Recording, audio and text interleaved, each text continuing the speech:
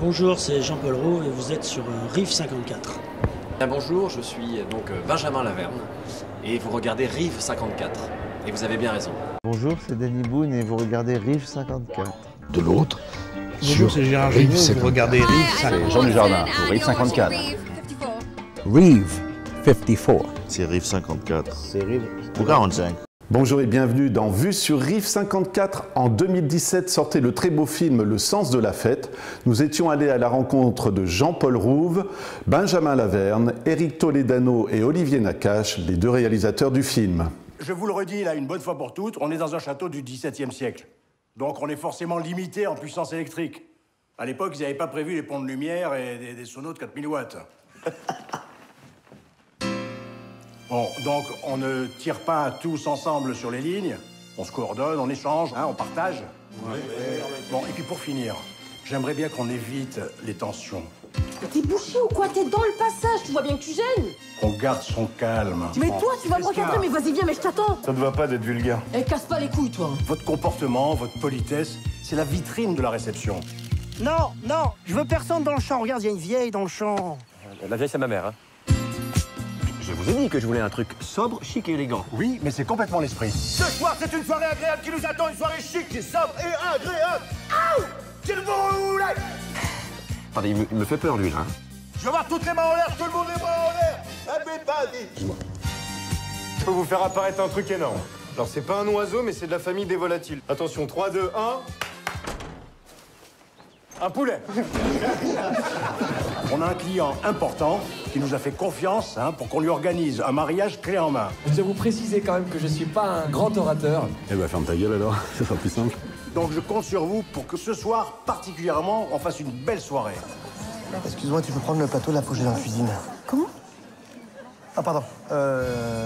Samy, t'es sûr de toi, là, pour les feux d'artifice?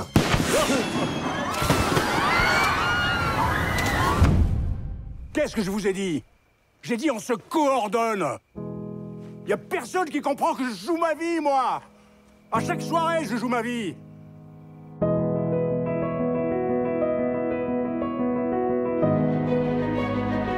Quel moment magnifique.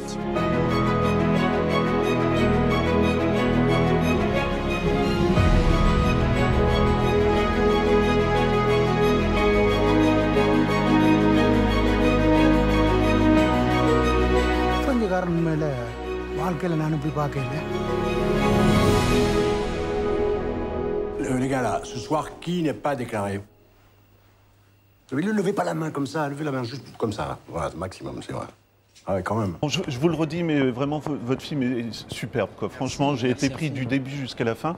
Ça va être la question banale au départ, mais d'où vous est venue l'idée de l'histoire? Voilà, tout simplement. Je vais vous étonner, c'est la première fois qu'on nous la pose. Non. En fait, on avait au sortir de Samba, on avait une vraie envie de comédie, une vraie envie de rire et de faire un vrai film de salle à partager ensemble. Et on avait envie de se mettre des défis. Des défis, c'est une unité de temps, une unité de lieu, une nuit, une soirée, un mariage. Mais l'angle, c'est on avait envie de parler de ceux qui sont derrière, des petites mains qui travaillent, ceux qui sont dans l'ombre et qui bossent toute cette nuit-là. Donc c'est un mariage vu par ceux qui travaillent. On avait envie de parler de ça. Un film avec beaucoup d'acteurs et beaucoup de comédie. Beaucoup d'observations? Beaucoup de comédie française. Oui, oui, oui. Acteurs de comédie française. Et beaucoup... Ah, d'accord. Beaucoup d'observations, je me dis, parce que vous avez dû aller traîner dans des tas d'organisations de mariage ou de choses comme ça. Comment ça s'est passé? On s'est amusé, une fois qu'on a choisi notre terrain de jeu qui était le mariage, on s'est amusé à demander à des traiteurs de nous accueillir une soirée en cuisine, de passer de 14h à l'aube avec eux pour voir un peu toutes les anecdotes. C'est là par exemple qu'on a appris, pour ça il faut aller voir le film, qu'on ne peut pas tout manger dans un mariage. Ça je peux pas en dire plus, mais voilà, vérifier quand même quand il y a des feuilletés, vérifier à quoi ils sont. Mais oui, on s'est sourcé. Mais après, c'était un terrain de jeu, c'est-à-dire qu'une fois, ça aurait pu être un mariage, comme ça aurait pu être un tournage, comme ça aurait pu être un événement. L'idée, c'était vraiment de voir tout ça dans le prisme, à travers le regard d'un événement qui a l'air très beau de l'extérieur, de voir ce qui se passe à l'intérieur du capot. Et ça, c'est quelque chose qui nous a toujours intéressé, c'est de prendre dans la caméra et d'inverser le regard, d'inverser l'angle et de voir ce qu'il y a de l'autre côté. Il y a toujours beaucoup d'humanité, beaucoup de rire, beaucoup d'émotion. à voir finalement l'ordinaire et à le rendre extraordinaire. C'est ça qui nous intéresse, c'est-à-dire finalement les choses peuvent avoir l'air banales, mais pour nous le banal est extraordinaire. Et je vais vraiment vous envoyer des fleurs, mais bon, voilà, mais moi j'ai vraiment. Voilà. Nous, on est tout à pour fait moi, pour ça. le scénario, c'est de la broderie ou c'est du travail d'orfèvre, parce que je me dis, vous avez dû y passer des heures. C'est logique. On dirait qu'il n'y a même pas eu d'écriture, que ça a l'air comme ça. Vous rentrez, vous suivez l'équipe, et puis vous voyez comment ils bossent, et vous filmez simplement sans déranger. Si c'est cette impression que vous avez, c'est magnifique. On est très heureux, mais c'est vrai que il s'agit effectivement mais c'est pour nous pas un travail parce que c'est un tel plaisir qu'on n'y voit pas le mot travail. Comme disait Omar quand on faisait les interviews, quand je vois le métier de mes parents, c'est ça le travail. Nous, on est quand même tellement mis en valeur qu'on n'a pas l'impression que c'est un travail. Après, c'est un travail de longue haleine où des fois on reste 10 heures sur un ordinateur à chercher une idée. Mais au fond, on a tellement de plaisir à mettre en place ce petit puzzle pour faire avancer les personnages que des fois on s'en rend pas compte. Et l'essentiel en tout cas, c'est que les spectateurs aient ce sentiment de fluidité et qu'ils ne voient pas ce travail. Parce que le cinéma par essence, c'est un art où si on voit le travail, alors c'est plus intéressant. Justement, moi je me rappelle d'un truc qui est un souvenir d'enfance que je raconte souvent. C'est quand j'étais petit, je voyais un film et j'étais tellement dans le film que je terminais le film en me disant il devrait en faire un film. J'oubliais finalement que j'avais vu un film. Ça colle avec ce que... C'est vraiment ça. J'aime ce sentiment de me dire, mais en fait c'est tellement bien, pourquoi ils en font pas un film alors que je viens de le voir. J'avais quand même 10 ans ou 8 ans, mais voilà, je voudrais garder cette espèce de fraîcheur et de naïveté que j'avais quand j'étais enfant. Après, il y a la distribution. Alors, bon, forcément, il y a tous les personnages qui sont sublimes. Non, là, encore une fois, forcément, je vais vous demander, Jean-Pierre Bacri, ça vous a semblé logique tout de suite parce que c'est incroyable. Il porte le film sur ses épaules, mais ça a l'air tellement simple et je pense que c'est un sacré boulot quand même pour lui. Mais voilà, c'est lui qui fait le lien avec tous les personnages. Et je sais pas, encore une fois, je trouve même pas les mots tellement je le trouve sublime. Alors, en voilà, fait, c'est énervant. On a construit ce film de façon pyramidale. Il nous fallait une tête. Et tout allait se décliner autour et on a pensé très très vite avant même d'écrire un mot à Jean-Pierre Bacri. C'est un grand acteur qu'on adore depuis longtemps et c'est un acteur et un auteur. Donc on s'est dit on va aller se confronter à son exigence artistique et ça a été super parce qu'il s'est vraiment impliqué dans l'écriture, pas seulement dans ses scènes à lui, mais dans tous les personnages. Et on a profité comme ça de son expérience et de son talent d'auteur. Et évidemment, il y a cette musique particulière. Le film, on dirait presque une partition musicale parce que tous les acteurs ont leur propre musique. Gilles, Jean-Paul, Vincent McCain, Alban Ivanov et tous les autres. Et Jean-Pierre Bacri qui a cette musique si reconnaissable. Et on avait envie de le voir vraiment revenir un peu dans une vraie comédie. Et le package de cette soirée tracté par Jean-Pierre Bacri, et nous en tant que spectateurs on aurait eu envie d'aller le voir au cinéma. C'est assez génial parce que vous parlez de musique et quand j'ai entendu la musique originale de votre film, c'est du jazz et je me disais pour quelle raison et finalement je me suis dit mais le jazz ça a l'air un petit peu désordonné mais c'est vraiment composé et ça correspond avec le travail en cuisine et la peur de la préparation du mariage. Est-ce que c'est ça qui vous est venu en... C'est sûr que le jazz se posait très bien sur cette histoire parce qu'il faut un espèce de désordre apparent. Voilà. Et puis aussi, il y a cette espèce de solo qu'il peut y avoir dans le jazz où à un moment, on va s'intéresser à un instrument, puis tout le monde va être dans le silence et d'un coup, il va revenir dans le groupe et tout le monde va le réaccompagner. Et Avishai Cohen, qui a composé la musique, est quelqu'un d'extrêmement talentueux. Et je trouve que... c'est toujours un défi pour nous de trouver la musique qui correspond au film et je trouve que c'est un jazz de mélange, c'est pas un jazz classique, c'est un jazz avec beaucoup de percussions, avec beaucoup d'influences, d'influences un peu méditerranéennes et je trouve que le mélange marche bien et c'est un peu ce qu'on tente à l'écran, mélanger des acteurs, mélanger des histoires, donc le jazz et le film, comme disait Montand, quand le jazz est là, je sais plus quelle est la suite. Quand le jazz est là, non, c'est aussi Montand. Les deux l'ont pris. Oui. Alors je vous laisse la Java s'en va. Je ne sais pas. Mais je crois qu'il Montand l'a pris aussi. Peut-être. Je reste sur la musique. Là aussi, c'est important pour une des scènes presque finales. Et là aussi, ça touche à de la poésie. Quand on écrit encore une fois des scènes comme celle-ci, est-ce qu'on se dit on va prendre un rythme plus lent, on va, je sais pas, voilà, c'est plus visuel que. Pour la scène finale, c'est très précis. C'est-à-dire qu'à un moment. Je ne veux pas trop dévoiler, spoiler comme on dit maintenant chez nous, mais c'est vrai que c'est presque la musique qui nous donne le plus bel enseignement, puisque à un moment, qu'est-ce qui donne vraiment le sentiment de beauté dans la musique? C'est quand tous les instruments, au diapason, arrivent à sortir une espèce de mélodie qui nous touche directement au plus profond de nous-mêmes. Donc on est d'abord des amoureux de la musique. La musique a toujours jalonné tous les films qu'on a fait, ont été, que ce soit Ludovico Einaudi dans Intouchable ou Samba, que ce soit dans Nos Jours Heureux avec Frédéric Talgorn et avec toutes les musiques qu'on pose, qui sont des musiques que tout le monde connaît mais qu'on pose sur les films. Il y avait cette fois-ci dans le mariage la vraie possibilité d'utiliser ce médium qu'est la musique, qui pour moi est un autre langage et un autre acteur qui existe dans le film presque à la même hauteur, au même niveau que les autres. Donc oui, c'est vrai qu'il y a une vraie correspondance, une vraie corrélation entre la musique et ce qui se passe à l'intérieur du film. Et ça permet aussi de découvrir ce grand jazzman qu'on a nous découvert en concert à Paris et pour lequel on a eu un vrai coup de foudre. Voilà. J'ai une toute dernière question, mais là elle va être hyper banale, ça c'est sûr. Deux réalisateurs, on vous a déjà posé la question, comment ça se passe sur un tournage? Est-ce qu'il y en a un qui dit tiens cette scène je l'aime vraiment bien, tu me la laisses et puis moi voilà, ou ça j'avoue que c'est vraiment de la pure curiosité, c'est banal mais bien, voilà. Écoutez, c'est à Olivier de répondre à cette question parce que voilà, il y a l'alternance. Voilà Olivier. Sur un tournage. Eh bien, je suis étonné parce c'est la première fois qu'on nous pose aussi cette question. Non, je n'y crois pas. Non, on a l'habitude de dire qu'il n'y a pas de rôle, on avance ensemble, on fait tout ensemble sur un plateau. Il y a une mécanique comme ça, une espèce de main invisible qui s'est posée sur nous il y a une vingtaine d'années et tout se fait très naturellement. Par sensation, par sensibilité. C'est comme ça qu'on avance. Il n'y a ni de spécialité, ni tour de rôle. Enfin, on le fait, on avance vraiment tout naturellement. Voilà. Et toute dernière question que je viens de perdre, c'est horrible, je ne sais plus. Si, voilà, encore une fois, moi je vous remercie toutes les émotions que j'ai eues grâce au film et je suis sûr qu'il y aura des tas de spectateurs. Et vous, quand vous voyez le film terminé, est-ce qu'il y a encore le recul du réalisateur qui dit ah là, ça coince un peu ou qu'est-ce que vous en pensez de votre film justement? On le trouve sympa, mais sans plus. J'enlèverai la question. Non, je sais pas, c'est très difficile. Il doit y avoir de la fierté quand même. Enfin, je sais non, pas, mais c'est très difficile, mais un moment pour vous expliquer le processus, nous, on va le voir avant de le sortir. Ouais.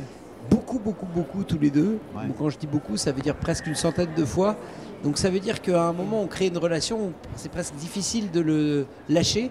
D'ailleurs, ce soir, vous nous prenez lors d'une avant-première à Saint-Julien-les-Metz, au Kinépolis. Et c'est vrai qu'on vient régulièrement, ça fait partie du processus presque psychanalytique, lâcher le film peu à peu aux spectateurs, à un nombre de spectateurs limité, puisqu'il y a une salle, 2 salles.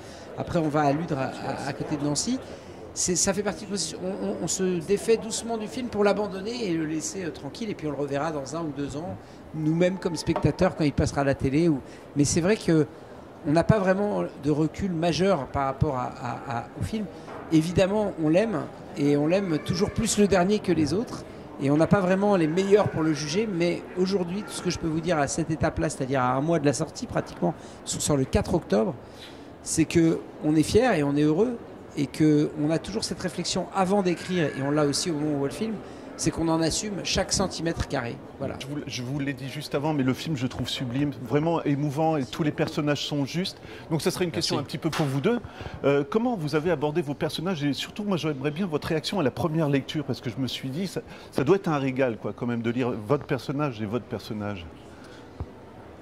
Ouais, de lire c'est toujours un moment hyper important, parce qu'on est le premier spectateur. Ouais. Et donc de rire par exemple, c'est souvent très bon signe, surtout quand c'est à voix haute. Et puis quand la lecture est hyper enthousiasmante et que ça va vite, c'est que le film fonctionne d'une certaine manière. Ouais. Donc c'est un test très important. Et puis le plaisir aussi de découvrir un scénario de réalisateur et scénariste dont j'aimais beaucoup les films. Donc il y a cette curiosité particulière et un intérêt notamment pour leur travail. Et oui, moi tout de suite, je me suis plongé dans cette galerie de personnages. Et puis je me suis régalé de voir aussi quel était le parcours du rôle que j'allais jouer. Qu'est-ce qu'ils vous ont demandé les réalisateurs? Je vous pose les mêmes questions. Si on parle au milieu, c'est bien. Passe. Non, c'est nickel comme ça, à la limite. Okay. Voilà. Je vous pose la même question, Jean-Paul, un peu votre personnage. Quand vous l'avez lu, ça vous a plu tout de suite? Est-ce qu'il y a c'est même pour vous deux une psychologie que vous développez ou vous attendez de rencontrer les réalisateurs? Éric Olivier, c'est très bien écrit déjà, donc enfin voilà, c'est quand même un travail de haut niveau de scénariste.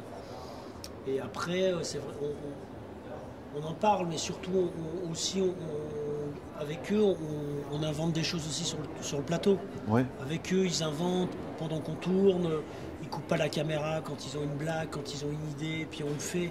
Donc c'est toujours en mouvement, c'est toujours en travail. C'est ça qui est intéressant aussi.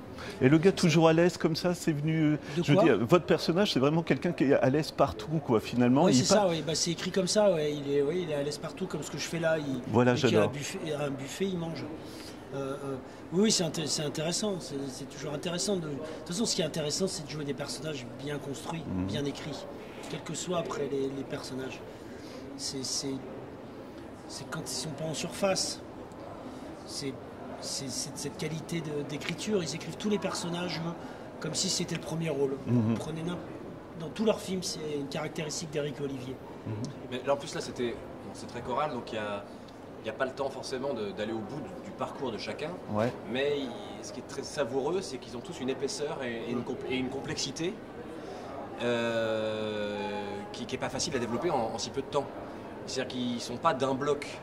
C'est pour ça qu'ils sont assez touchant, et même je pense au personnage de Gilles qui pourrait être un gros beauf et en fait ce qui est hyper émouvant, moi je trouve, c'est que c'est qu'il est profondément gentil et il est embêté de pas pouvoir offrir les services que le marié qui est si exigeant. C'est émouvant, c'est quand il vous appelle sur scène, quoi. Et vraiment il donne tout pour vous faire plaisir. Voilà, il a de l'humour, hein. Il a de l'humour, il est pas idiot, voilà. Mais ça pourrait être juste un idiot ou un beauf. Et en fait, c'est un type touchant, qui a du cœur. Et donc, ça, je trouve ça rare, en fait, d'avoir des portraits comme ça où on se dit « Ah, c'est cliché ». Et en fait, là où ils sont forts, c'est qu'ils nous surprennent avec des figures où on pourrait se dire « On va pas être surpris ». Est-ce que vous étiez un petit peu sur un fil pour votre personnage parce qu'il faut être méchant et désagréable tout le temps? Est-ce qu'on a peur de tomber pas dans l'excès, mais dans un petit peu la caricature, ou comment ça se passe? Et est-ce qu'il y avait de l'improvisation, justement? C'est des questions que je me suis posées en lisant, et je leur ai partagé assez vite ça, de dire, mais alors est-ce que, par exemple, est-ce qu'il aime sa femme? Ouais. Moi, parfois, je me suis demandé. Je fais un peu de psychologie, parce on dit qu'il faut bannir la psychologie, parfois, voilà, quand on est acteur, mais moi, ça m'intéresse toujours de savoir, mais c'est qui ce type, au fond, même si on a beaucoup d'indices avec les petites scènes. Mais bon, c'est comme son mariage, et le fait qu'il soit très, très mégalo et très centré sur lui, j'étais curieux de savoir au final, voilà, est-ce qu'il aime vraiment, enfin, des questions comme ça. Et sur la fin du film, sans dire ce qui se passe, on a des réponses. Mais ça me tracassait le rapport à sa femme, parce que c'est quand même le jour de son mariage. Donc Et puis, encore une fois, ils en font pas juste un sale type ou entre guillemets un connard. Faut pas dire de gros mots à la télévision. Voilà, il le rachète un peu vers la fin. C'est quelqu'un qui est plus complexe que ça. C'est pas juste un type complètement égocentré. Il est plus que ça. C'est la même chose que je dirais pour votre personnage, Jean-Paul. En fait, je trouve le lien super intéressant avec le personnage de Jean-Pierre Bacri. Est-ce que vous seriez d'accord? J'ai l'impression que c'est vraiment deux amis qui ont un peu le recul sur tout ce qui se passe autour d'eux. Vous le dites pas, mais vous n'êtes pas dupes non plus, quoi. À la fin, oui, quand vous discutez tous les deux. Ouais. C'est des personnages qui sont plus complexes qu'ils en ont l'air. C'est des êtres humains, quoi, en fait, tout ça, tout simplement. Et en fait, c'est pas simple d'écrire des vrais êtres humains au cinéma. Mais est-ce que c'est pas un peu une fin d'époque? Excusez-moi de vous avoir coupé, mais ça donne vraiment l'impression de ça. C'est deux personnes qui ont vu la société bouger. Et on a l'impression qu'ils s'en font plus partie, quoi. Enfin, oui, c'est ça, le train est passé. Ils ne sont pas vraiment rendus compte. C'est intéressant. C'est ça qui est bien aussi chez Éric Olivier, dans leur écriture. Cette sorte de mélancolie latente, voilà. Ça raconte des choses sur la société, sur le monde qui bouge, et avec des gens qui restent un peu sur le quai, le train passe. C'est intéressant de jouer ça, et en même temps ils ne sont pas dupes. Et en même temps, est-ce qu'ils veulent le voir, est-ce qu'ils l'ont vu? Enfin, tous, ça peut parler à tout le monde, dans plein de métiers, dans plein de cas, même de la vie privée, des choses comme ça. Mais il faut avoir le courage de se le dire aussi, j'ai l'impression. C'est ça aussi, c'est que toutes les émotions dans ce film-là, elles sont exprimées. Et je trouve qu'il y a, généralement, on retient par pudeur ou par fierté tout ce qu'on a à se dire aussi. Et oui, c'est ce que j'ai ressenti la conversation quand il fume avec vous à la fin, là, c'est touchant, quoi, tout simplement. Oui, c'est touchant, oui. Et en même temps, ils se disent... ils se disent les choses aussi par des non-dits aussi. Oui. Enfin, il y a quand même pas mal de pudeur. Il y a tu sais que je sais que je sais. Voilà. Enfin voilà, ça c'est toujours intéressant à jouer ça. Ouais. Fred, je reviens à vous parce qu'il y a une scène. Bon, on va pas la Fred, voilà. Bah, vous voyez, je suis dans le personnage. Moi, voilà. C'était Fred. Désolé, c'est Benjamin, mais j'étais vraiment. Le personnage, c'est Pierre. Fred n'existe pas. Fred n'a rien à faire là. J'étais parti dans Fredo, donc quand il vous appelle, c'est Pierre. Pardon, excusez-moi. Benjamin, donc. Je vous en prie un petit peu encore. Non, c'est une scène. On va pas trop dévoiler, mais vous faites un spectacle, on va dire comme ça, sur le final. Oui.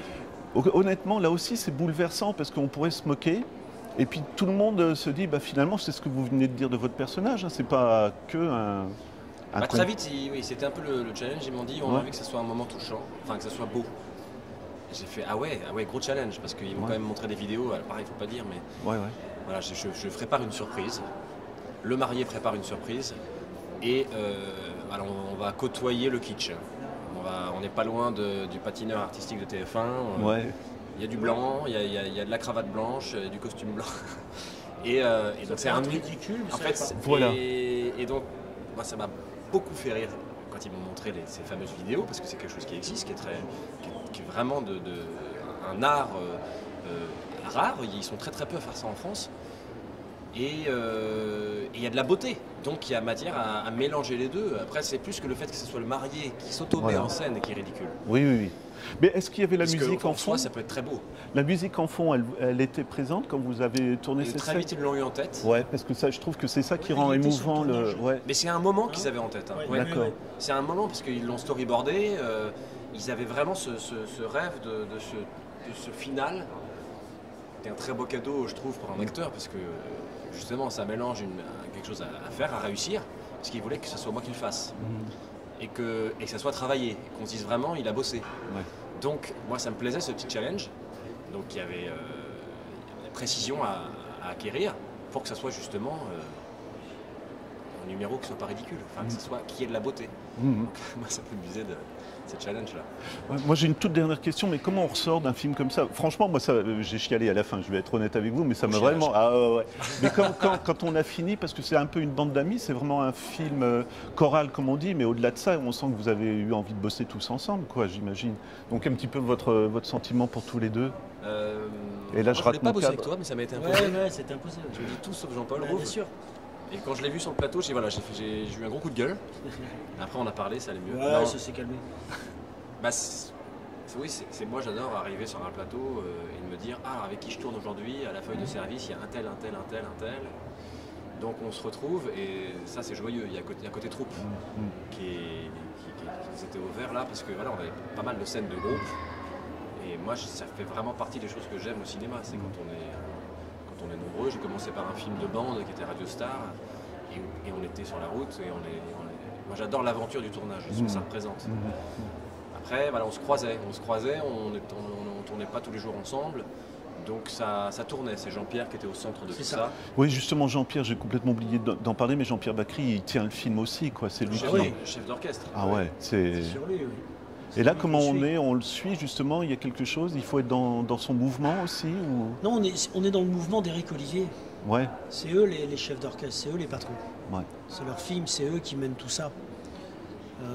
C'est eux qui font l'ambiance, c'est eux qui font tout. Moi, j'avais la chance déjà d'avoir tourné avec eux et j'ai retrouvé cet enthousiasme qu'ils mettent sur un plateau. En effet, ils arrivent à faire une cohésion de groupe.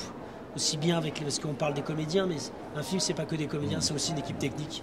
C'est un groupe de gens, et d'autant plus là quand on est dans un décor unique et qu'en effet on se retrouvait tous les jours, pratiquement tous les jours. Même moi je dormais sur place. Enfin voilà, on a l'impression il y a quelque chose proche du théâtre un peu quand même, de se retrouver comme ça tout le temps, dans les mêmes décors, les mêmes endroits, avec les mêmes costumes. Parce que souvent dans les films vous changez de décor, de costume, de partenaire. Là non, pendant 2 mois. On était dans ce mariage. Et ça, c'est très agréable. Bonjour, c'est Danny Boone et vous regardez Rive 54. De l'autre, bonjour, c'est Gérard Gignot, vous regardez Rive 54. C'est Jean Dujardin pour Rive 54. Rive 54. C'est Rive 54. C'est Rive 45.